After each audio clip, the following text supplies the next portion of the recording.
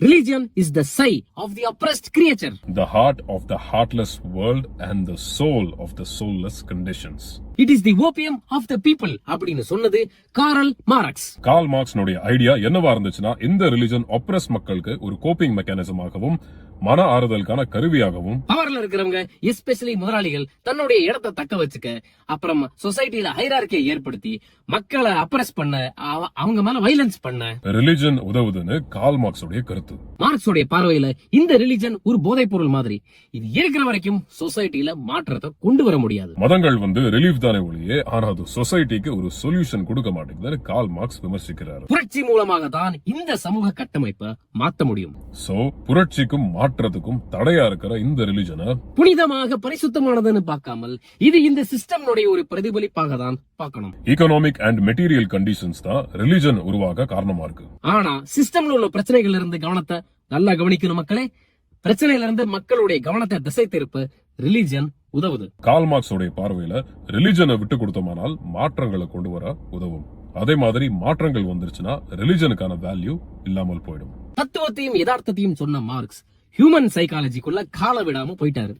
இங்கதான் பிலாசபி ஆரம்பிக்குது. ரிலிஜனை போதைப் பொருளாக பார்த்த மார்க்ஸ் எதை கணக்கெடுக்காம போயிட்டாருன்னா, எகனாமிக்ஸும் மெட்டீரியல்ஸும் சைக்காலஜி சம்பந்தப்பட்ட விஷயங்கள். இது mental extensions of physical conditions. அதுக்கு என்ன அர்த்தம்னா, ரிலிஜன் உருவாக்க காரணமா இருக்கிற economics is only a symptom but not the cause itself. இது ஹியூமன் சைக்காலஜி, நேச்சுரல் செலக்ஷன், பயாலஜியினுடைய விளைவு. அதனால நம்பிக்கை, ஆறுதல், பொழுதுபோக்கு இது எல்லாம் மனிதர்களுக்கு ஃபண்டமெண்டல் நீட். ரிலிஜன் இத நல்லா ஃபுல்ஃபில் பண்ணுச்சு. ரிலிஜன் அவாய்ட் பண்ணலாம், ஆனா ஃபண்டமெண்டல் நீட் இருக்கதான் போகுது. ரிலிஜன் இல்லனா அந்த இடத்தை வேற ஏதாவது பிடிச்சுக்கும். நல்லா யோசிக்கணும் மக்களே.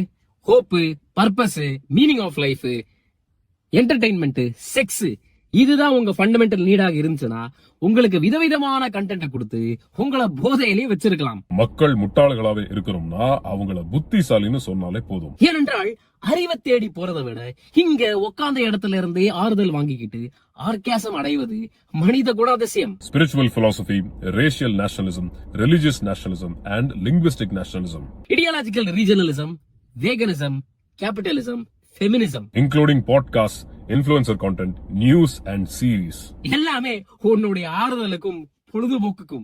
எகனாமிக்ஸ் அண்ட் ரெவல்யூஷன் பத்தியான கருத்துக்கள்ல கார்ல் மார்க்ஸ் ஸ்ட்ராங்கா இருந்தாலும், ஆனா ரெவல்யூஷனுக்கு அப்புறம் என்ன? புது சிஸ்டம் உருவாகும். தலைவன் தான் வேற, ஆனா மக்கள் அதேதானே. எண்ட் ஆஃப் த டே உங்களுக்கு எதையாவது நம்பணும், ஒரு ஆறுதல் வேணும், பொழுது போகணும். லாஸ்ட் பட் நாட் லீஸ்ட், ஆன்மீகம் மாதிரி மார்க்சியமும் ஒரு ஆறுதல் தான் தோழரே. பினிஷ்.